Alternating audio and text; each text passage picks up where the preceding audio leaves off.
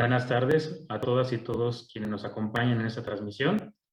A nombre de la Secretaría de Cultura, a través del Centro Nacional para la Preservación del Patrimonio Cultural Ferrocarrilero, les damos la más cordial bienvenida. El día de hoy continuamos con las actividades del ciclo de charlas de café, Vías Convergentes, que en el marco del Día Internacional de los Archivos, durante este mes de junio, dedicaremos a la difusión de los acervos sobre los ferrocarriles de diversas instituciones de nuestro país, con el propósito de visibilizar su riqueza documental, que permiten observar, valorar, analizar y describir los cambios y permanencias, así como encontrar eslabones perdidos que dan cuenta de periodos históricos para los que apenas existe información. En este sentido, para nosotros es un honor contar con la participación del Archivo General de la Nación, máxima autoridad archivística del país, y del organismo público Ferrocarriles Nacionales de México en Liquidación, quienes conservan fondos documentales muy valiosos para la historia ferroviaria. Les recordamos que nos pueden hacer llegar sus preguntas y comentarios a través de los chats de Facebook, del Museo Nacional de los Ferrocarriles Mexicanos, del Centro de Documentación e Investigación Ferroviarias y de la Red de Espacios Culturales y Museos Ferroviarios. A continuación los dejo para la presentación de nuestros invitados de hoy por parte de la maestra Teresa Márquez Martínez, directora del Museo Nacional de los Ferrocarriles Mexicanos y del Centro Nacional, quien será la moderadora de esta charla. Adelante, maestra Tere. Buenas tardes a todos. Pues reiterar el agradecimiento por la participación, por haber aceptado nuestra invitación a los ponentes del día de hoy. Son dos extraordinarios ponentes. Tenemos una gran oportunidad este día con ellos. Voy a permitirme presentar al primero que va a intervenir. Edgar Paul Ríos Rosas es profesional en historia, en administración y con una especialidad en archivística. Tiene 5 años de experiencia en el servicio público que se brinda en el Archivo General de la Nación y con más de 13 años siendo parte del personal que conforma de la institución. Del año 2006 al 2009 participó en diversos proyectos de organización y descripción de fondos documentales del Archivo General de la Nación y a partir del año 2010 y hasta el 2015 se insertó con la atención a usuarios e investigadores en el Centro de Referencias y posteriormente en el Departamento de Control de Acervos Históricos y Registro Central. En esta última área fue asignado como responsable de archivo de trámite. A partir del año 2016 al 2018 se desempeñó como jefe de departamento de certificaciones, paleografía y diplomática, tiempo en el cual tuvo acercamiento con diversas organizaciones agrarias, comunidades indígenas, bienes comunales y ejidales e instituciones del mismo ramo. Formó parte del Grupo Interdisciplinario de Valoración Documental del Archivo General de la Nación. Finalmente, a partir del año 2019 y a la fecha se desempeña como jefe de departamento de servicio al público en Sala B, donde se brinda la consulta directa de los fondos documentales correspondientes al periodo de México contemporáneo. Dicho departamento está adscrito a la Dirección de Gestión, Acceso y Difusión del Patrimonio Documental. El día de hoy nos compartirá una charla titulada Los fondos sobre ferrocarriles del Archivo General de la Nación. Fondos que debo decir son riquísimos y como comentaba él hace un momento, hay muchos fondos que no están vinculados, o sea que no se ve la obviedad del vínculo, pero que tienen una información riquísima para abordar múltiples temas. De esto nos va a hablar el día de hoy. Entonces, sin más cosas, las dejo con el licenciado Edgar Ríos Rosas. Muchas gracias, Edgar. Muchas gracias, Teresa. Buenas tardes a todos. Pues en primer lugar, nuevamente doy el agradecimiento por esta invitación a participar en estas charlas, que esto nos permita a todos tener esta visión e ir complementando lo que las diferentes instituciones se resguardan sobre los fondos ferroviarios, bueno, la industria ferroviaria en general. El día de hoy, como ya lo comentaron, les voy a hablar sobre los fondos que tienen que ver directamente con el ferrocarril en México y que están bajo resguardo del Archivo General de la Nación y entre algunas otras novedades que quizás sean interesantes para todos ustedes. La siguiente, por favor. Antes de entrar en materia, sí me gustaría hacer una reseña muy importante de lo que es el Archivo General de la Nación. Como ustedes saben, esta institución es de carácter gubernamental que tiene más de 225 años de existencia, y esto se remonta a lo que es el periodo novohispano, cuando el 27 de marzo de 1790, el segundo conde de Revillagigedo, Juan Vicente de Güemes Pacheco y Padilla, dicta las ordenanzas para la creación del Archivo General de la Nueva España. A lo largo de la existencia de esta institución, como ya les dije, es muy longeva, ha tenido diferentes sedes, ¿no? Desde el mismo Palacio Nacional, el Castillo de Chapultepec, la Casa Amarilla, el Palacio de Telecomunicaciones y finalmente en lo que hoy es su sede, el Palacio de Lecumberri, lo que fue, la expenitenciaría de la Ciudad de México. El AGN resguarda un aproximado de 52 kilómetros lineales de documentos, que están conformados con más de 300 fondos documentales con sus diferentes diversidad de soportes, que pueden ser los textuales, los gráficos, los hemerográficos, los audiovisuales, microfilm y entre otros. Una de las principales funciones que tiene la AGN es precisamente brindar el acceso al acervo documental que está bajo su resguardo. Esto siempre con la premisa de cumplir con los lineamientos que se han diseñado para la manipulación, la preservación y la difusión de sus contenidos. Actualmente, el AGN cuenta con un edificio de acervos, el cual está dotado con las condiciones idóneas para el resguardo de documentos históricos, entre los que se destaca lo que es la temperatura, la humedad, la iluminación, por mencionar algunos. Aunado a que también hay un sistema de accesos muy controlados para que solamente el personal autorizado pueda ingresar a esta parte, que es restrictivo en este sentido. También cuenta con un edificio de laboratorios que es el lugar donde se llevan a cabo los diversos procesos técnicos archivísticos y de preservación. Digamos que es este gran trabajo por estos profesionales en la materia, tanto de historia, archivística y de conservación, quienes intervienen directamente en los fondos para darles las mejores herramientas a los investigadores. Derivado de toda esta pandemia por la que estamos pasando, desde el 22 de marzo de este año, el AGN reanudó sus actividades de consulta directa en sus salas, siempre procurando todas las medidas de seguridad para evitar contagios por el COVID-19. Antes de entrar en materia y hablarles sobre los fondos documentales del AGN, me voy a permitir darles una remembranza muy sucinta sobre la historia de los ferrocarriles en México, en donde vamos a destacar que en el periodo de Anastasio Bustamante, en su segundo periodo, que va de 1837 a 1839, es el tiempo en el cual se otorga la primera concesión para la construcción de una vía férrea, la cual corría de Veracruz a la Ciudad de México con un ramal en el estado de Puebla.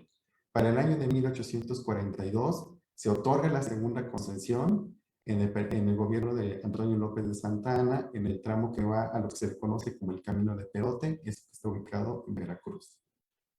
En 1853 es la creación del Ministerio de Fomento, y es en este tiempo cuando se emprendió la etapa más firme para la construcción de los ferrocarriles en México.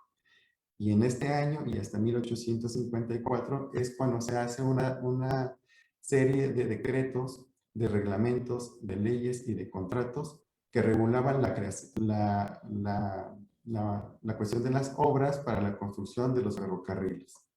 Ya para el año de 1855 se construyó el trayecto de la ferrovía que va de Santiago Tlatelolco a la Villa de Guadalupe. Con la creación de la Secretaría de Fomento, se otorgaron concesiones a las empresas particulares para la construcción de las vías férreas. Y fue en los gobiernos de Manuel González y de Porfirio Díaz cuando toda esta industria alcanzó su auge, su cenit, para la construcción de los caminos férreos.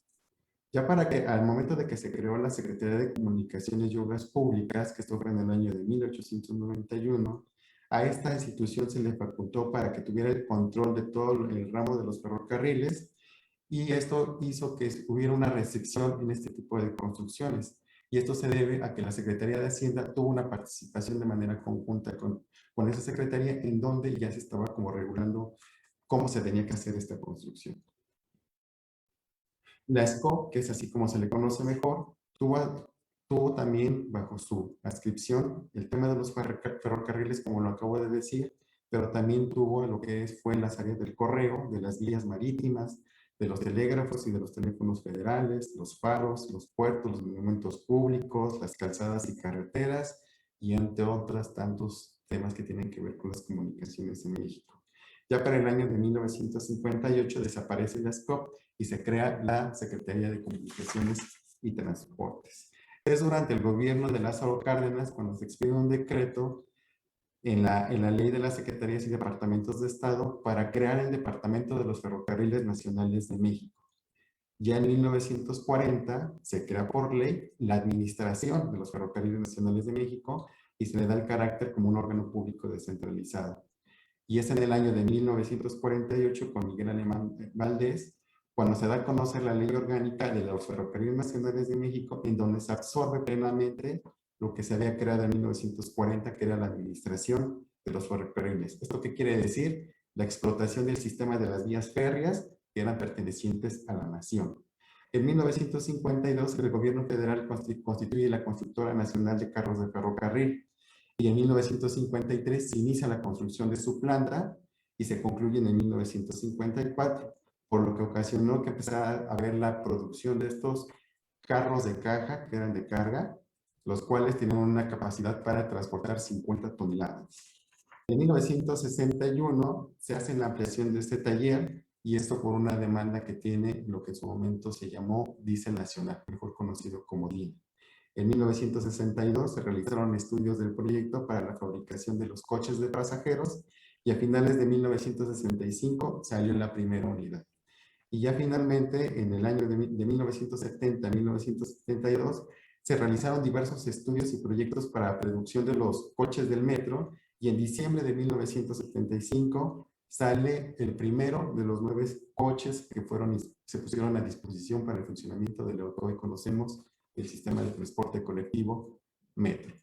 Como ustedes pueden ver, esta es una historia muy interesante de toda esta industria ferroviaria y que esto ahora lo vamos a encaminar con los fondos documentales que tiene el Archivo General de la Nación. Propiamente hay 4 fondos que tienen que ver con esta industria, los cuales son los que pueden ver en su pantalla. El primero, que es del Fomento Ferrocarriles, el segundo de las Comunicaciones y Obras Públicas, que fue de lo que también estuvimos hablando, de los Ferrocarriles Nacionales de México y de la Constructora Nacional de Carros de Ferrocarril, mejor conocida como Concarril. Vamos a hablar un poquito de las generalidades del primer fondo, lo que es Fomento Ferrocarriles. Las fechas extremas de este fondo oscilan entre 1838 y hasta 1925. Está conformado por 36 metros lineales, equivalentes a un total de 314 cajas y 33 volúmenes. Entre los diferentes productores que se han podido localizar en la documentación, se destaca al Ministerio de Fomento, como lo comentaba en su momento, a través de su sección quinta, que era la que se encargaba de la administración de la construcción de las vías férreas, lo que es la Secretaría de Fomento, la Secretaría de Caminos y Obras Públicas, la Inspección de Ferrocarriles y algunos gobiernos de estados de la República Mexicana. Lamentablemente, la forma de cómo llegó esta documentación a la AGN no se tiene documentado y esto se debe a que, bueno, en esos años pues, no había toda una política archivística que diera fe de cómo se tienen que recibir y cómo todo el acervo documental que se transferían a la AGN. ¿Qué podemos encontrar en este fondo? Pues aquí vamos a poder localizar información que tiene que ver con los proyectos de construcción de los ferrocarriles, de solicitudes para la misma construcción de los caminos férreos, concesiones para construir y explotar caminos de fierro, contratos y reglamentos, comprobantes y nóminas, informes sobre estudios de proyectos de ferrocarril, noticias del tráfico, estadísticas que tienen que ver con el kilometraje de carros, de los inventarios de herramientas, tarifas de fletes de ferrocarril, gastos de construcción, cronología de los ferrocarriles, informes de equipaje, planos y proyectos para la construcción de las vías férreas en la capital y planos sobre la hidrología, entre otros tantos temas. Esto nada más es como darles esta generalidad y como ustedes pueden ver, la gama de temas que se pueden encontrar en este fondo todavía son más amplios. O sea que para quienes están interesados en hacer investigación, es una muy buena opción, tomando en cuenta las fechas extremas. Después tenemos el segundo fondo documental que se llama Comunicaciones y Obras Públicas. Las fechas extremas para este fondo oscilan entre los años de 1860 hasta 1930 y está conformado por 421 metros lineales. Es un poco más grande que el anterior y está conformado por un total de 2.275 cajas. Entre los productores que aquí vamos a encontrar son a los ministros de Comunicaciones y Obras Públicas, de particulares, de auditores, de inspectores, contadores, encargados de despacho, ingenieros, arquitectos, direcciones de obras nacionales, dirección de general de caminos, entre otros. Es decir, vamos viendo cómo se va haciendo más compleja la participación de los productores en la generación de toda esta documentación. Y este sí está documentado. Comunicaciones y Obras Públicas se transfirió a la AGN el 27 de septiembre de 1982. Casi cuando recién llegó a su nueva sede aquí en Lecumberri.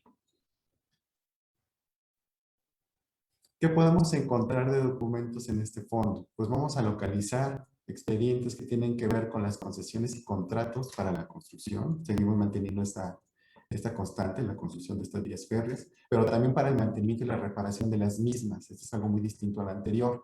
También vamos a encontrar informes sobre las diversas campañas y compañías ferroviarias, porque no nada más eran para el Estado, sino había varios particulares que se dedicaban a la construcción de las mismas. Cuentas de ingresos y de egresos. Y sobre todo vamos a empezar a encontrar información sobre ramales de vías férreas, entre los que podemos destacar el Ferrocarril Mexicano, el Nacional de Tehuantepec, el de Sonora, el Interoceánico, el Central Mexicano, el Internacional, el del Noreste, el de la Industria de Puebla, el Continental, el Occidental de México, el Oriental de México, por nada mencionar algunos. Hay otros más que para fines más concretos sí tendrán que hacer la revisión de los instrumentos de consulta que se tienen disponibles y ver toda esta gama de vías férreas que tenemos en este fondo llamado Comunicaciones y Obras Públicas. Aquí les voy a mostrar un ejemplo de este fondo en donde ustedes pueden ver las diferentes fotografías que se hicieron en las diferentes estaciones y casetas del ferrocarril que corre de la Capilla de Chapala a ¿qué dato? Se me fue. A Celaya. Este documento está bajo resguardo del Archivo General de la Nación. Es un expediente que contiene puras fotografías, no contiene texto, entonces esto también nos da la oportunidad de conocer la diversidad de contenidos que hay en cada uno de los expedientes.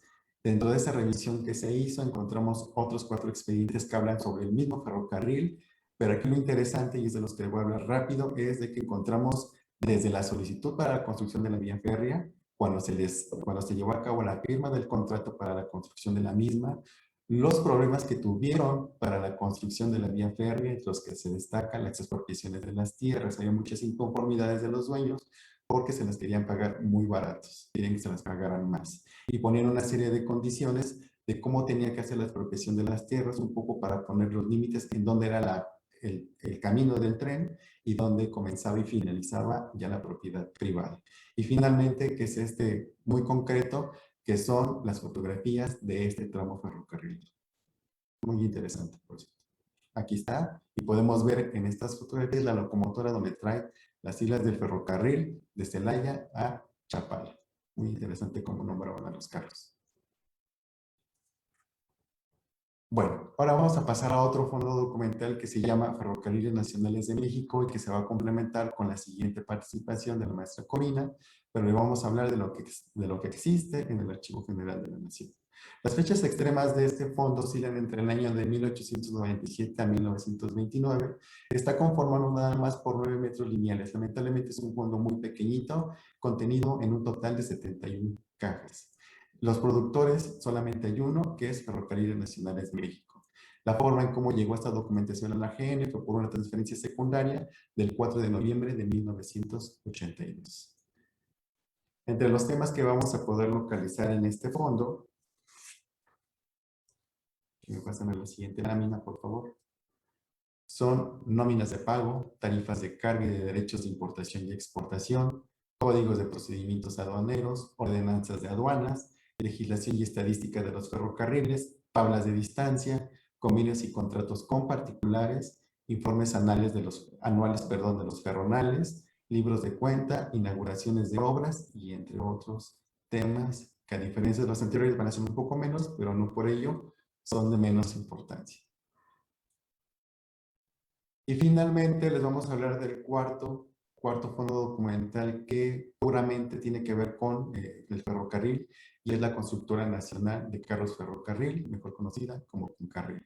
Las fechas extremas de este fondo es de 1972 a 1979, con 418 metros lineales, con un total de 1,002 cajas, o sea, son muchísimas. Los productores también nada más es uno, la Constructora Nacional de Carros de Ferrocarril. ¿Qué podemos encontrar de información en este fondo? Pues como son los programas e informes de producción, reportes de inspección, órdenes y revisiones de fabricación, solicitudes de compra y de importación, actas de reuniones y juntas de funcionarios, registros de pólizas, contratos colectivos de trabajo, programas de inversiones, estados financieros, estados de producción y montaje de carros, reportes mensuales de finanzas, censos industriales y entre otros más. Y ahora les tengo esto adicional, que son qué fondos documentales del AGN tienen información relacionada de manera indirecta con los ferrocarriles en México.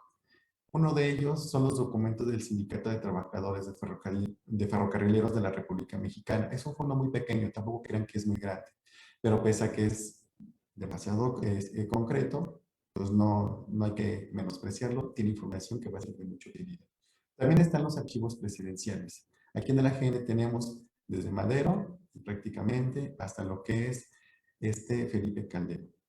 Entonces, con esta gama de gobiernos de México van a poder encontrar también información que tiene que ver sobre todo con movimientos ferrocarrileros, sobre todo en el siglo XX, que fue todas estas entre huelgas, entre manifestaciones, entre muchas otras situaciones sociales que impactaron a todo el país. También tenemos al llamado Departamento del Trabajo, que aquí van a encontrar sobre todo cuestiones de inconformidades, de denuncias que hacían los trabajadores del sindicato ferrocarrilero por no estar conformes con las reglas de trabajo que se les estaban dando. Otro fondo documental, si pasamos a la siguiente, es Investigaciones Políticas y Sociales y otro también que es Dirección Federal de Seguridad. Aquí van a encontrar muchísima información sobre los trabajadores ferrocarrileros. Aquí tenemos ejemplos, uno de 1959, otro de 1960, entonces no está de más que le den una revisada a estos fondos que como ustedes saben recientemente fueron desclasificados y ahora son de consulta pública para toda la ciudadanía.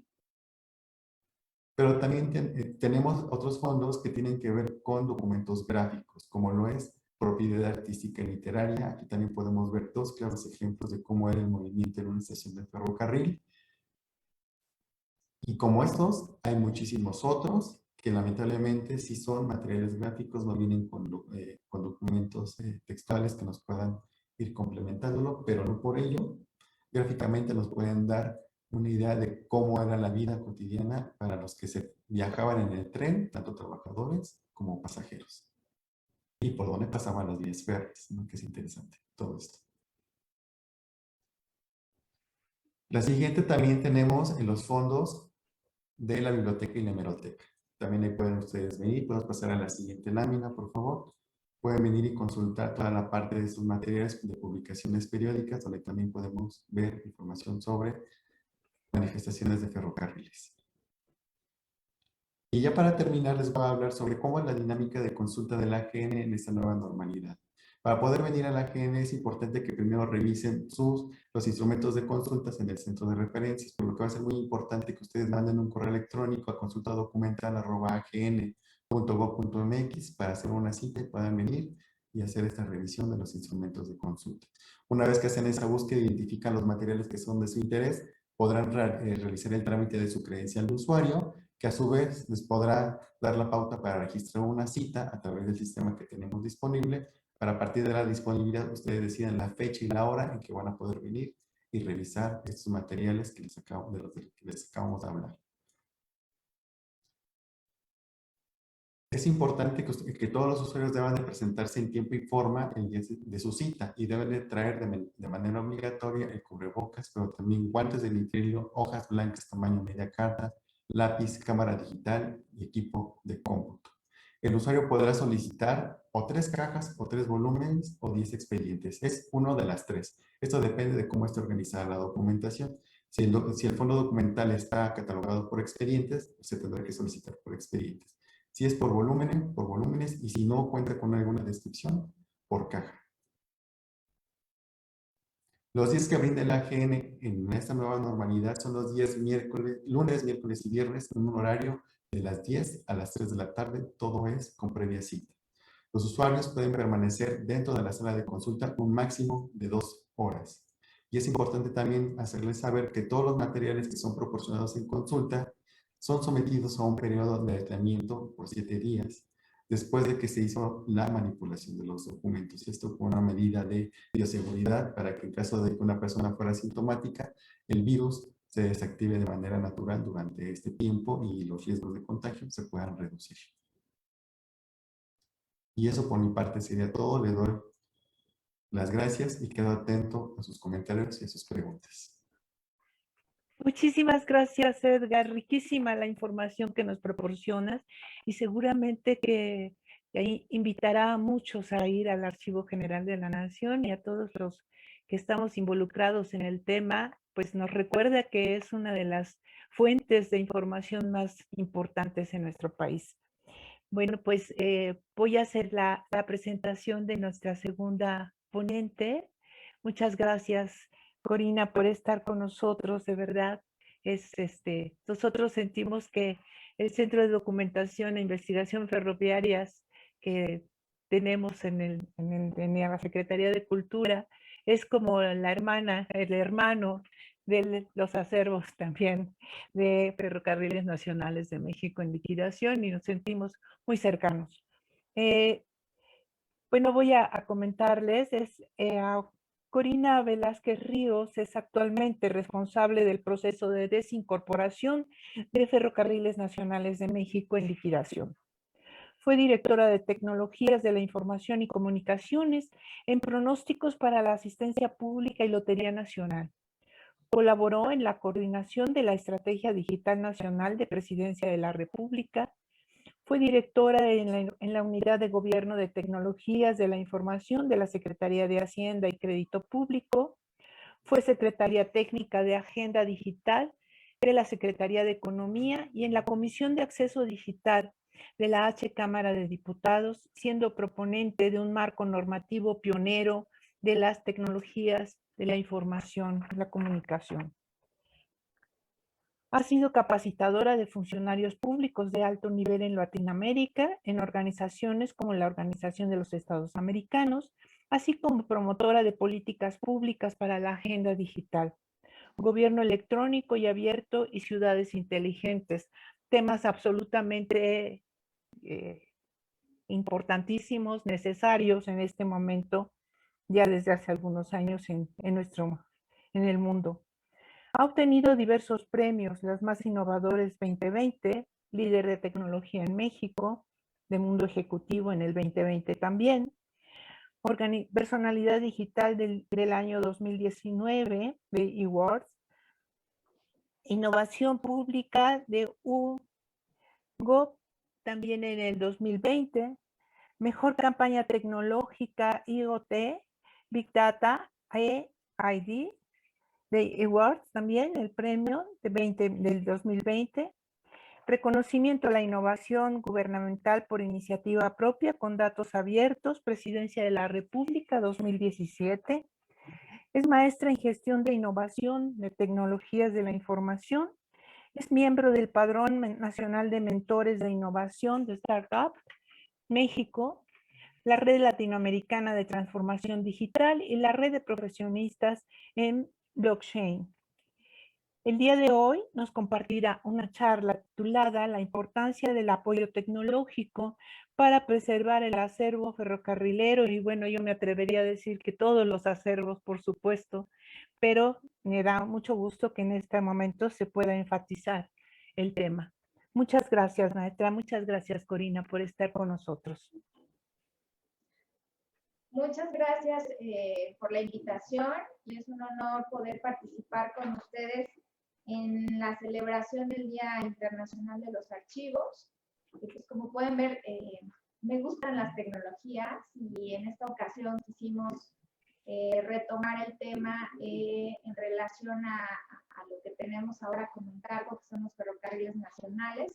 Por eso la presentación la hemos titulado Importancia del apoyo tecnológico para preservar el acervo, no solo de ferrocarriles, sino de cualquier tipo de acervo, ¿no? Pero nos vamos a enfocar específicamente a ferrocarriles nacionales de México. Pasamos a grandes rasgos es lo que vamos a tocar en este día, en el tema. La siguiente, por favor. Y quisiera empezar la intervención con una frase del Consejo Internacional de Archivos, ICA, de 2010, en donde nos hacen referencia a que los archivos custodian decisiones, actuaciones y memoria. Los archivos conservan un patrimonio único e irreemplazable que se transmite de generación en generación. Los documentos son gestionados en los archivos desde su origen para preservar su valor y su significado. Los documentos son fuentes fiables de información que garantizan la seguridad, la transparencia de las actuaciones administrativas. Y quisiera hacer énfasis en esto porque, bueno, en esta ocasión hablamos en representación del sector público, y me parece relevante que seamos conscientes de la responsabilidad que tenemos para preservar estos archivos que, aunque los utilizamos en el día a día para cuestiones de operación, también es cierto que estamos dejando un rastro para futuras generaciones, para que se hagan análisis académicos respecto a por qué se tomaron decisiones en cierto momento y qué impacto tuvieron para la sociedad, para el país.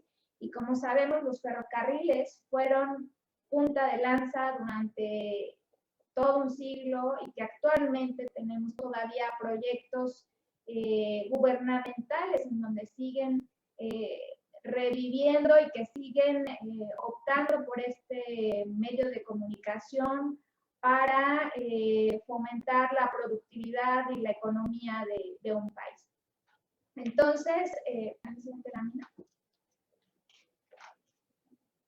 como ya lo comentó nuestro colega, el licenciado Edgar Ríos, del Archivo General de la Nación, pues el origen de los ferrocarriles en México pues data de 1837, con la primera concesión que se dio desde México a Veracruz.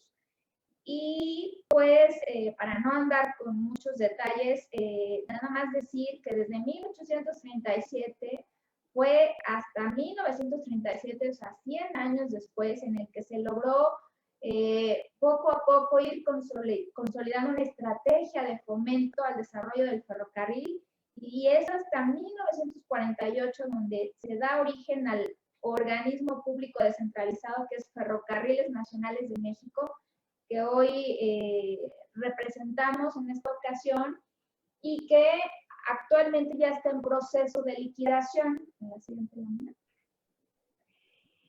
En donde desde el 2001 se publicó en el Diario Oficial la abrogación de su ley orgánica y empezó el proceso de liquidación. Hasta el 2001 y pues como pueden ver fueron varias décadas en donde se fomentó su desarrollo y se llegó a tener hasta 25,000 kilómetros en todo el país de vías férreas. Esto es un dato interesante y que pues actualmente varias siguen vigentes a través de concesiones.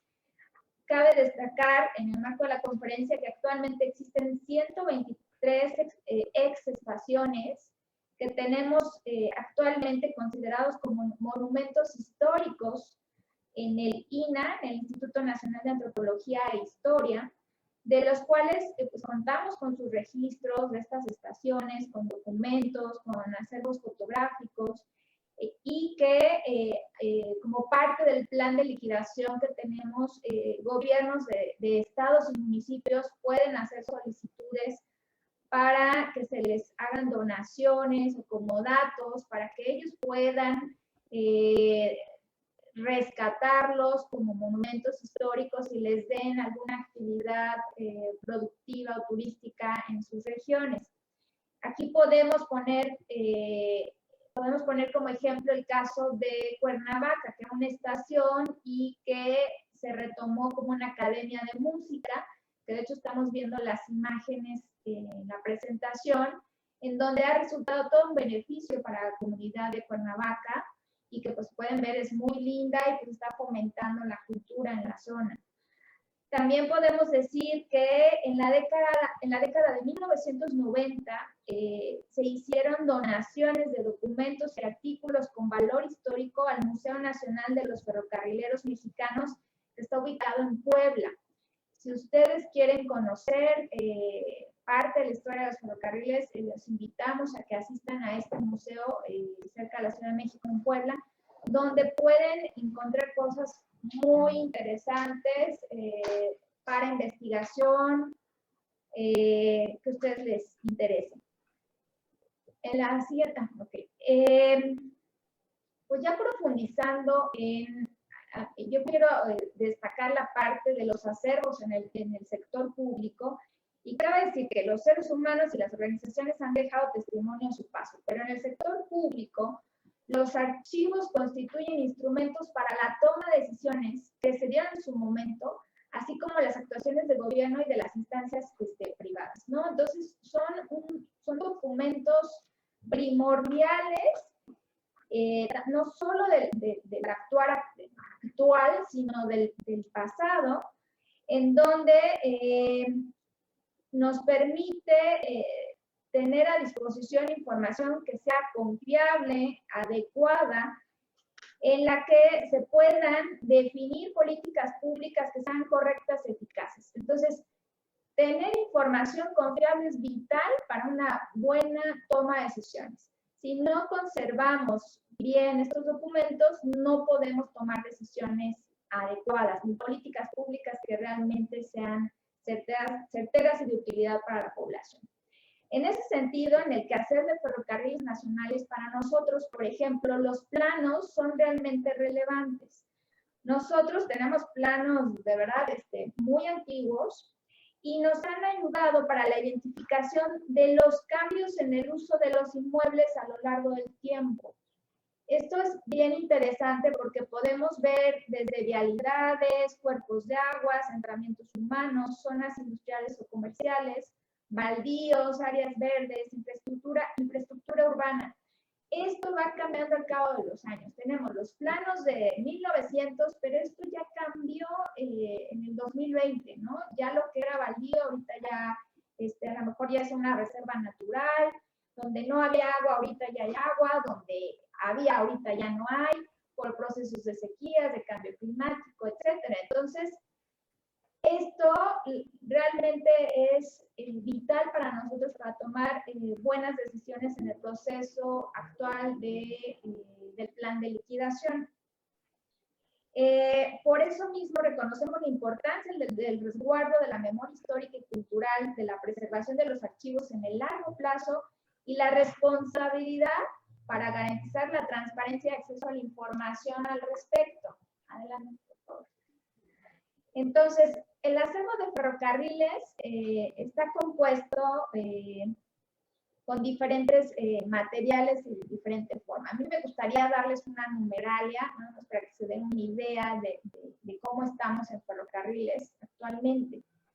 Podemos ver aquí que tenemos alrededor de 13,000 copias de planos que están digitalizados, además de, obviamente, los planos originales. Y aquí podemos ver unas imágenes que muestran cómo están nuestros archivos, que están debidamente organizados, clasificados, para que nos permita hacer una búsqueda rápida cuando tenemos alguna solicitud de donación o de compra de algún predio. También podemos ver cifras que tenemos de 17,091 títulos de propiedad, en originales y digitalizados. Tenemos igual miles de expedientes de otras naturalezas. Tenemos 1.200.000 expedientes que utilizamos todos los días.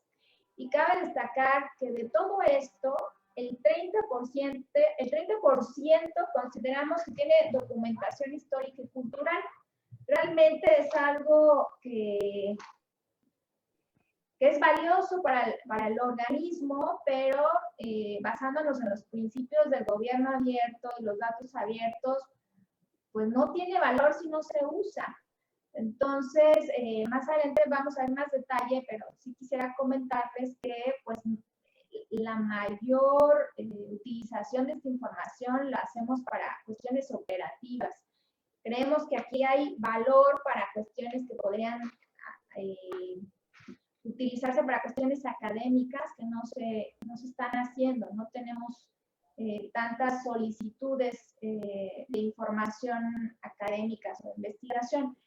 Aquí podemos ver una imagen que también me parece interesante. Esto es una imagen de nuestros archivos. Y nosotros tenemos los títulos ordenados en archivos por línea ferroviaria y kilómetro. Les dije hace un momento que tenemos 25,000 kilómetros. Imagínense lo que es tener así ordenado kilómetro por kilómetro. La siguiente lámina. Aquí podemos ver un mapa que muestra nuestra red ferroviaria nacional, que cada kilómetro está amparado por su título, el cual está archivado, como les decía, y pueden ver aquí una imagen que es obviamente impresionante a nivel nacional. Y todo esto está relacionado, como pueden ver en su lado derecho, con un expediente en función del kilómetro. Entonces, imaginen que yo cada día recibo solicitudes de gobiernos, de exferrocarrileros, y que me preguntan, quisiera saber si está disponible algún predio. Entonces nosotros inmediatamente tenemos que localizar en qué parte del estado, de qué estado está, en qué municipio, en qué kilómetro, y en función de eso revisar. Si nosotros hiciéramos esta búsqueda solo en papel, nos llevaría meses identificarlo. Adelante.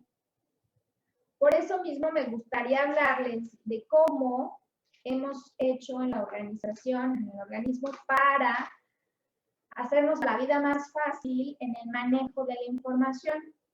Entonces, para preservar los documentos originales y evitar su manipulación, porque obviamente una manipulación puede desgastar o arruinar los documentos, lo que se ha hecho es irnos acoplando a las diferentes herramientas que se han tenido disponibles para poder hacer esa manipulación y evitar su maltrato. Entonces, como podemos ver aquí en la imagen, hemos pasado por una evolución en el uso, por ejemplo, de los planos.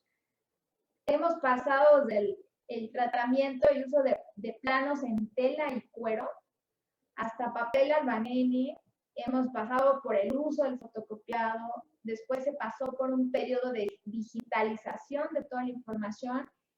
Y ahora, pues con las buenas noticias que hemos estado modernizándonos, y ya estamos trabajando con otro tipo de herramientas que son las imágenes satelitales, y que ahorita más adelante les vamos a dar el detalle, pero la intención es que vean la utilidad de utilizar otro tipo de herramientas para poder preservar los originales, pero eso no significa que nos quedemos sin el valor de esos originales, sino obtenemos esa información, pero el original sigue intacto, en disposición para que lo necesiten.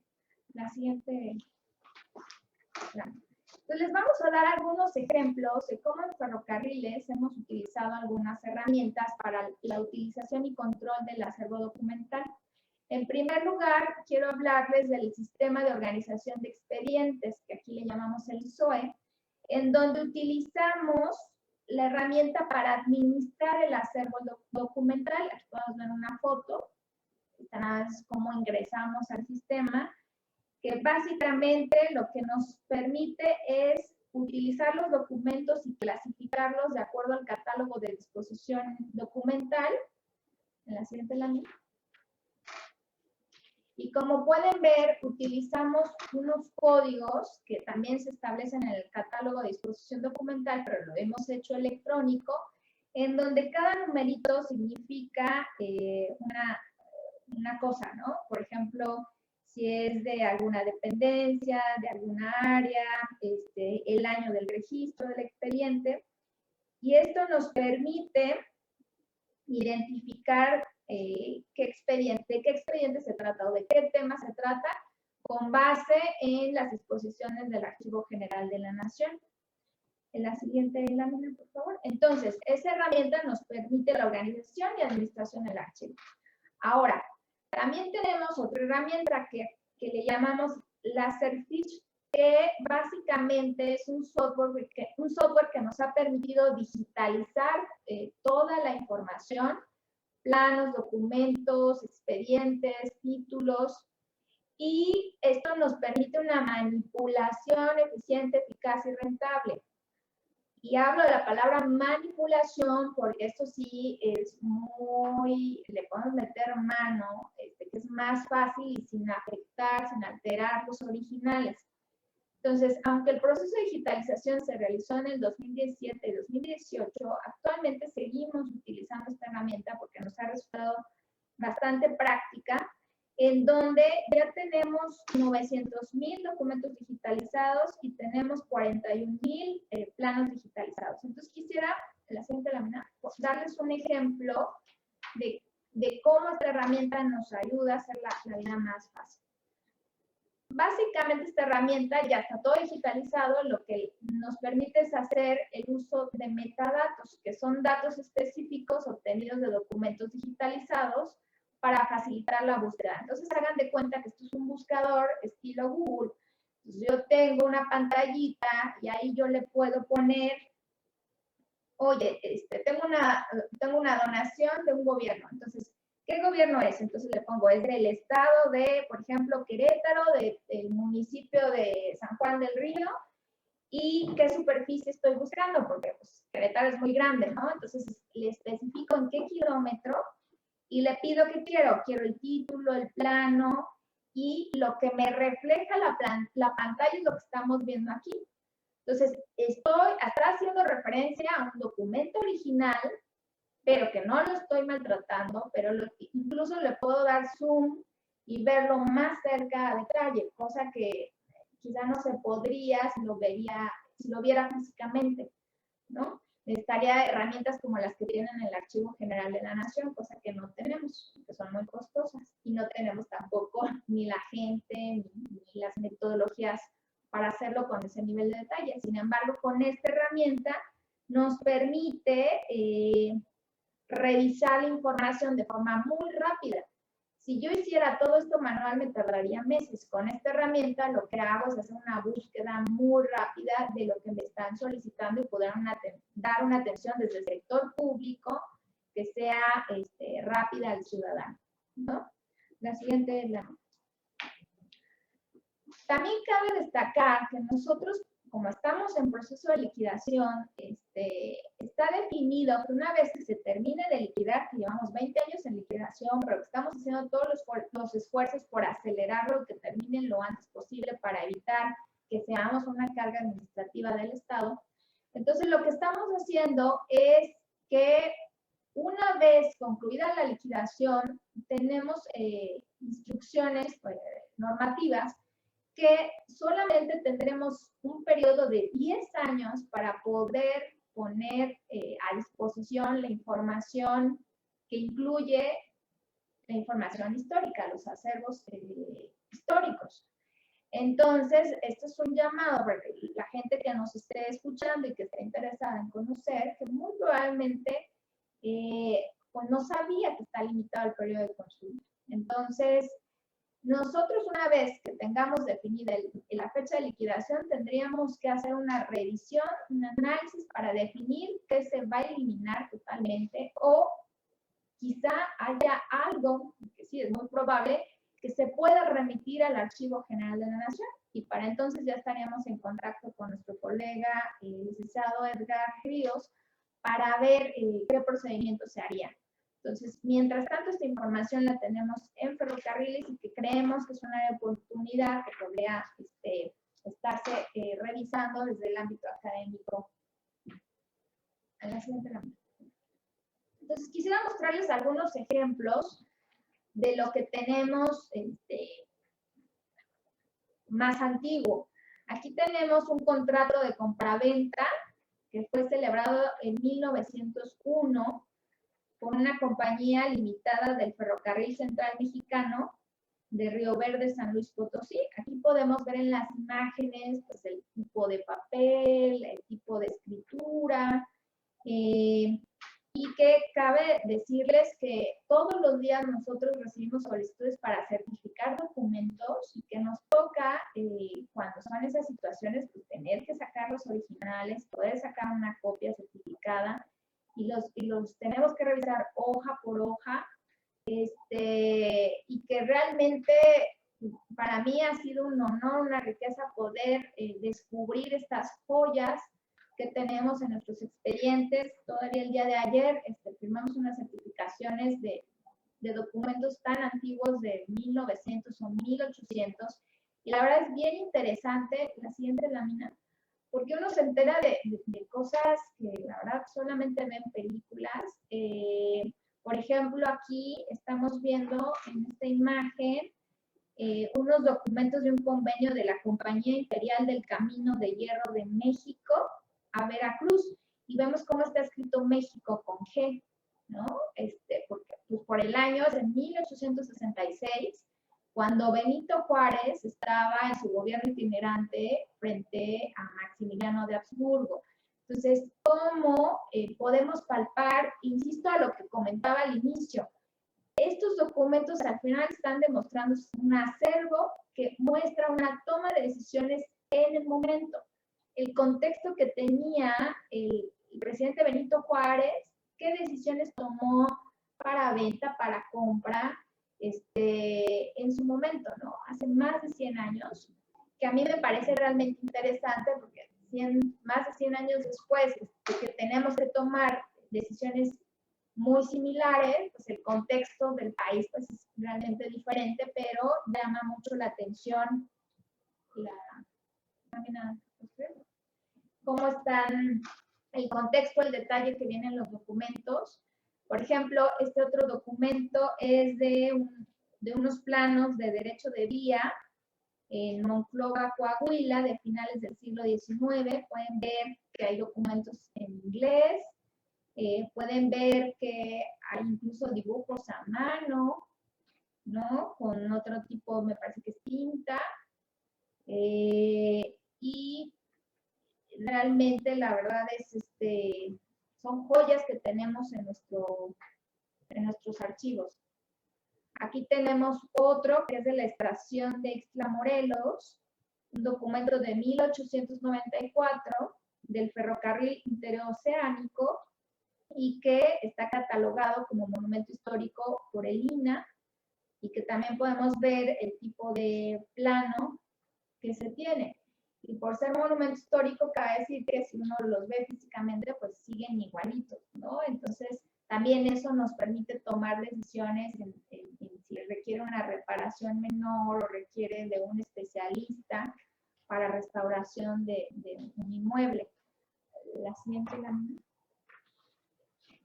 Pero bueno, esto es lo que tenemos. A mí me gustaría hablarles, ya para finalizar la intervención, de un esfuerzo que hemos hecho en estos meses.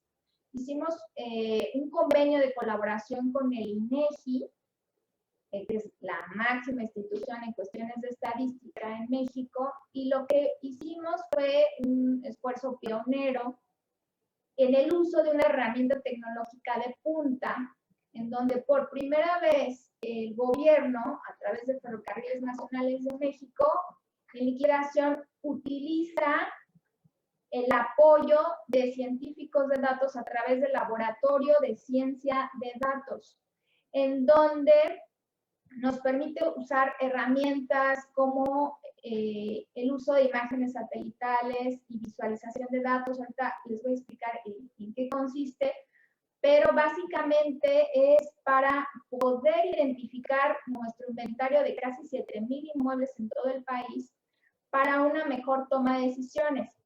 Lo que hicimos fue hacer algoritmos de identificación de cambios de la superficie de los predios. Esos mapas que yo les enseñaba de 1800 son los mismos mapas que se localizaron en los mapas, pero que tiene el INEGI, y gracias a este algoritmo que tiene, podemos hacer una revisión en el tiempo de cómo ha evolucionado cada predio.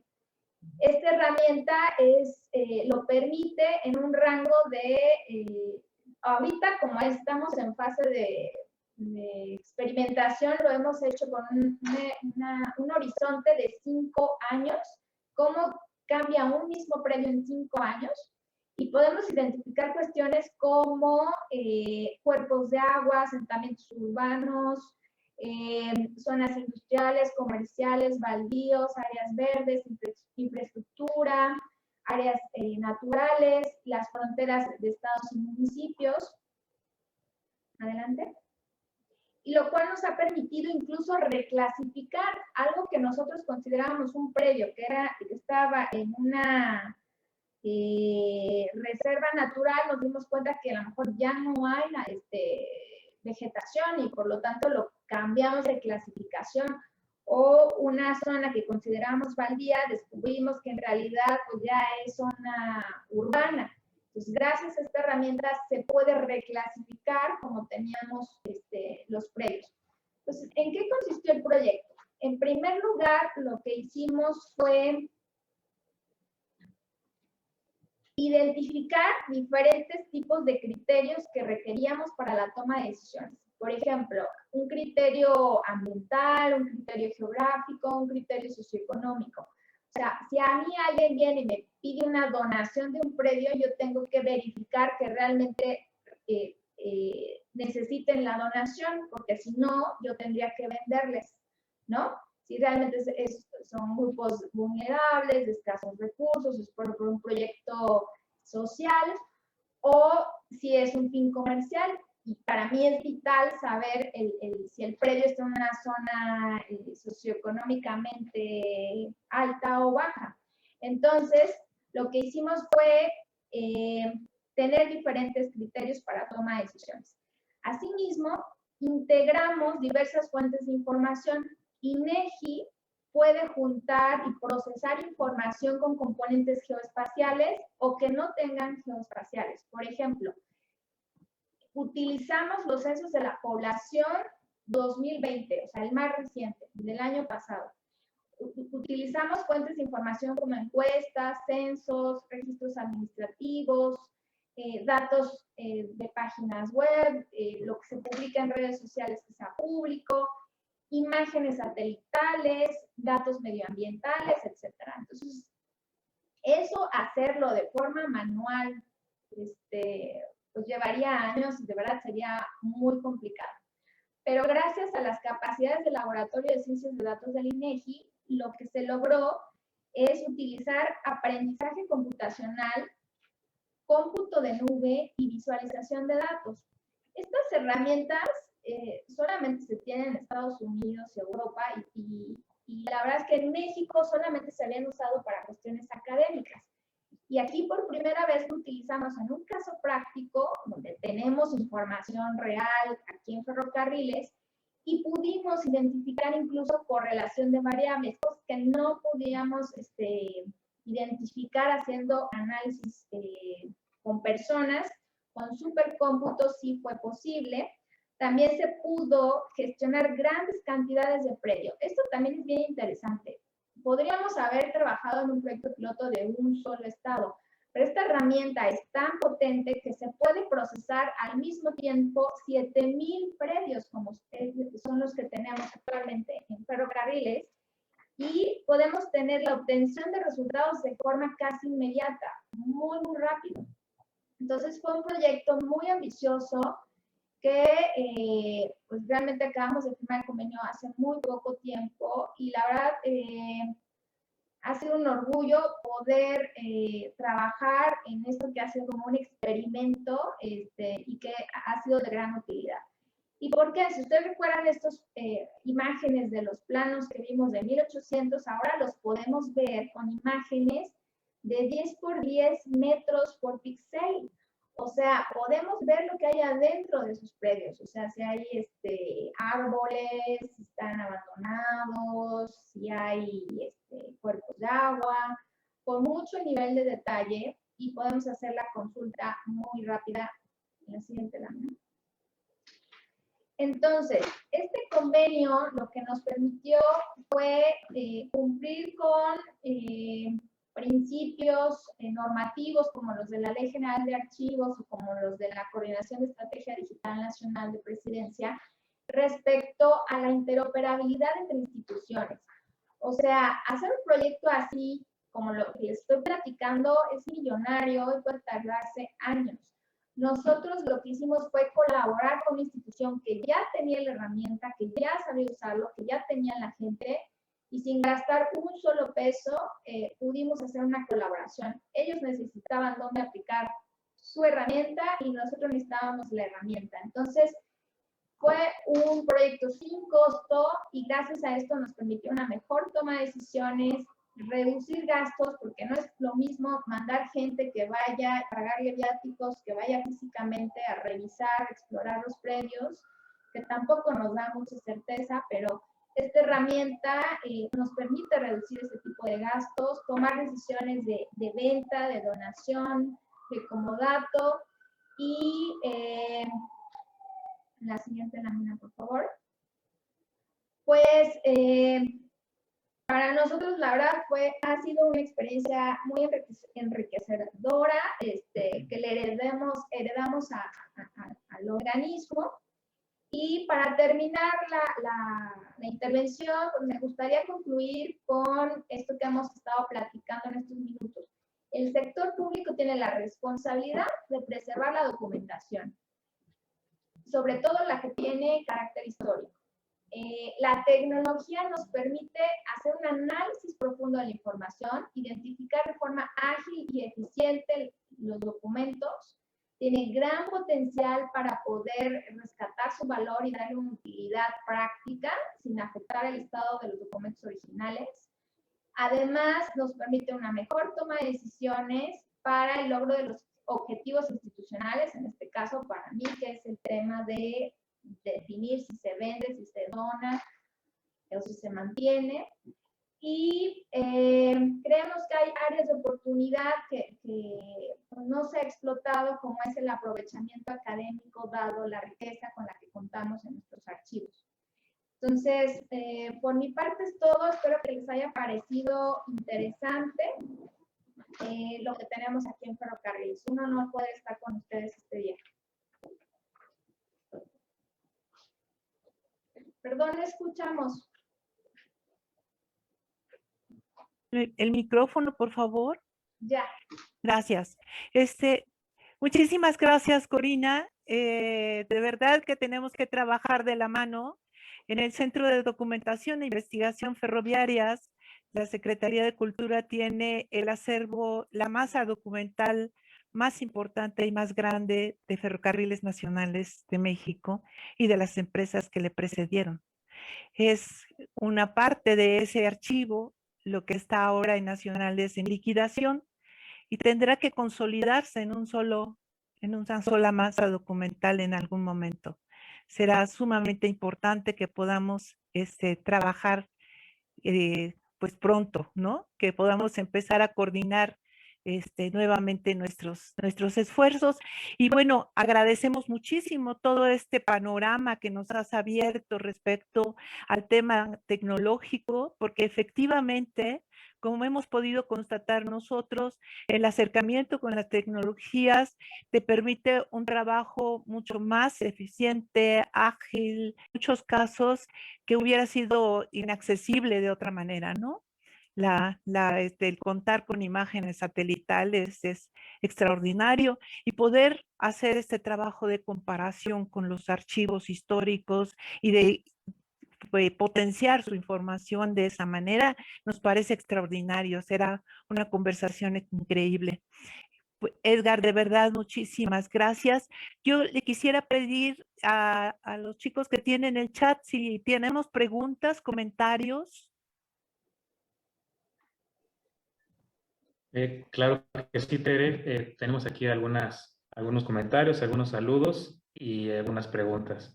Recuerden que esta charla se transmitió desde el Facebook del Museo Nacional de los Ferrocarriles Mexicanos, del Centro de Documentación e Investigación Ferroviarias, de la Red de Espacios Culturales y Museos Ferrocarrileros y del propio Archivo General de la Nación. Entonces tenemos saludos de Cruz Victoria Villegas, tenemos igual un saludo de Edhard Amelia, dice excelente información, de Sofía Mireles Gavito, saludos desde Chiapas, de Gabriela Santa Cruz, de Alejandro Castillo Ledón Jurado, saludos de la Ciudad de México, José Guadalupe Herrera, dice interesantes datos, saludos desde Acámbaro, Guanajuato, Museo José Cardoso Telles. Alice Bemenuti dice muchas gracias por la información, importante iniciativa del Museo Nacional por la organización de esta charla. Saludos desde Brasil. Beto Paz dice, muchas gracias por la información. Pronto visitaré el AGN. Y hay dos preguntas. Una es de Juan J. Cabuto. Dice, ¿sería posible que nos compartieran una liga donde consultar los contenidos de los fondos que se encuentran para consulta en el AGN? Y en ese mismo sentido, también para AGN, una pregunta de Beto Paz. Dice, vivo en Guadalajara y me gustaría visitar el AGN para completar mi investigación de tesis de maestría. Creo que necesitaría más de 2 horas. ¿Se puede visitar el AGN por varios días seguidos? Bueno, respondiendo a la primera pregunta, el AGN sí cuenta con una base de datos que está disponible en internet, en la página de AGN, bueno, de .gov.mx/AGN. Hay una sección que se llama Guía General de los Fondos en Línea, y ahí pueden de manera muy general ver cuál es toda esta gama de información que se tiene bajo resguardo, que aunque sí también es importante destacar que más allá de lo que puedan localizar en esta herramienta disponible en internet, visiten el área del centro de referencias para que puedan reforzar estas búsquedas, porque hay algunas actualizaciones que lamentablemente ya no están disponibles ahí, pero que de manera interna en la institución sí, y que pueden complementar a lo que previamente hayan localizado. Esa es una. Y de la otra, ¿me puedes repetir cuál fue la? Sobre el tiempo, ¿verdad? Ahorita la nueva normalidad, como lo comentamos, sí estamos muy reducidos en cuanto al aforo, pero también sabemos que hay mucha necesidad por parte de los investigadores, sobre todo de los que vienen del interior de la República y también que vienen del extranjero. Con el cambio del semáforo epidemiológico, las cosas van a ir cambiando, evidentemente. Entonces, un rato yo les comentaba que el horario de servicio empezaba a las 10 de la mañana y terminaba a las 3. Ahora va a terminar hasta las 4 de la tarde. Aquí es importante que todas estas visitas se puedan hacer a través del sistema por una cita. Tenemos 2 vías, la que les había comentado, que es el mismo sistema que está disponible también en la página web, y la otra es que también nos puedan mandar un correo electrónico. Ahí en la presentación puse un correo, y si no, ahorita aquí se los expreso y les voy a compartir otro, donde puedan hacer llegar ese tipo de peticiones y buscar la manera de cómo apoyarlos, sobre todo a estas personas que vienen de fuera. El correo de un servidor es rios@agn.gov.mx, y también el que está disponible en el centro de referencias de consulta documental @agn.gov.mx. Entonces, en ese sentido, se nos hacen llegar estas peticiones y buscaremos de brindarles todo el apoyo que también esté en nuestras posibilidades poder otorgar. Muchas gracias, Edgar. Muchísimas gracias. Si nos compartes ahorita igual las direcciones electrónicas en el chat, nosotros las trasladamos al chat de nuestras redes sociales para que la gente que está siguiendo la transmisión pueda tener los datos. Y bueno, pues ya solo un comentario más. Una felicitación de nuestro compañero José Antonio Ruiz Jarquín. Dice, felicidades a los ponentes e interesantes los contenidos de sus archivos. Estos son los comentarios y preguntas que llegaban al chat, Tere. Muchísimas gracias. No sé si tenemos tiempo para pedir una última intervención a los ponentes. una conclusión o algo que quieran decir. Me Podríamos hacer gustaría un mucho cierre. que lo pudiéramos hacer. Edgar, por favor, si tienes algún comentario final o alguna cosa que quieras subrayar. Sí, pues nada más es subrayar que aquí en el AGN van a encontrar una vasta información relacionada con hechos históricos a lo largo de la historia de México. Y con esto nada más hacer el exhorto a que nos visiten, sí que nos tengan un poco de paciencia por la situación en la que estamos pasando. Como decía hace un momento, hay muchas necesidades de consulta por muchos usuarios, pero estamos con la premisa de que el servicio al público debe de seguir. Entonces, nada más con que nos tengan un poco de paciencia, que nos comprendan todo lo que, y en todas las instituciones de gobierno y en todos los sectores hay ciertos protocolos que hay que seguir. Entonces, en este sentido, siempre hay que tener la premisa de la salud de todos. Aquí es algo en conjunto, nada más no es de uno, sino es de todos. Y pues las puertas del Archivo General de la Nación están abiertas, lo que es el acervo histórico, también de la misma manera se pone a disposición de los usuarios. Eso sería lo único que comento. Muchísimas gracias, Edgar. Corina, ¿quisieras hacer algún comentario final? Y pues solo agradecerles y hacerles una cordial invitación.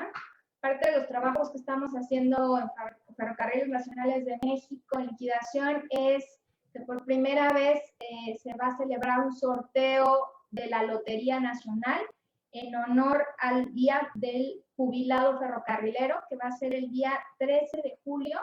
El sorteo va en honor a los 23,000 jubilados que están en todo el país y sus familias, en honor a toda la historia y a todo el trabajo que han hecho a lo largo de los años. Se van a sortear 7 millones de pesos. Los invitamos a que compren su cachito, que ya estará disponible en los próximos días en los puestos de venta de los boletos, y pues comentarles que en este gran sorteo daremos a conocer otros proyectos tecnológicos que hemos hecho en los últimos meses en beneficio del ferrocarril. Muy bien, muchas gracias. Román. Llegó una pregunta al chat, me parece relevante, es para la maestra Corina, es de Gualdini Ortega, él es director del Museo Infantil de Oaxaca, el mío. Dice él, al sistema de organización de expedientes del INDAP, ¿se puede tener acceso? Desafortunadamente es para cuestiones internas, porque trae datos como, por ejemplo, valor de las propiedades, y como nosotros hacemos venta de esas propiedades, podría ser un poco riesgoso, un poco ético el compartir esa información de tanto detalle. Sin embargo, si está interesado en conocer información, con gusto le esperamos y le vamos a dar todas las facilidades para que tenga acceso a lo que requiera para fines de investigación académicos. Si gustan, les comparto un correo electrónico para mayor información para los que gusten mandarnos algún correo. Es FNML, de Ferrocarriles Nacionales de México en liquidación, @fnml de Ferrocarriles Nacionales de México.gov.mx. De todos modos, se lo pasamos a los organizadores para que lo puedan compartir con todos los que nos estén viendo en sus pantallas. Muchísimas gracias, Corina. Pues si no hay más, no me queda nada más que reiterar nuestra gratitud a los invitados de hoy, agradecerles de verdad porque ha sido extraordinaria la presentación de cada uno de ustedes, y yo creo que abona muchísimo al trabajo de conservación y de difusión de los archivos, así como al conocimiento de ellos mismos, ¿no? Es algo muy relevante. Y bueno, invitar al público, a quienes nos están escuchando, a la siguiente transmisión, que será el jueves 24 de junio a las 12 del día, en donde tendremos la participación del Museo Infantil de Oaxaca, museo que ocupa la antigua estación del Ferrocarril Mexicano del Sur en Oaxaca, y del Archivo General del Estado de Yucatán, que también tiene entre sus acervos un conjunto muy interesante no muy grande quizás, pero sí muy relevante del ferrocarril en este estado. Pues muchísimas gracias y ojalá continúen con nosotros en las siguientes charlas. Gracias. Hasta luego, buen día.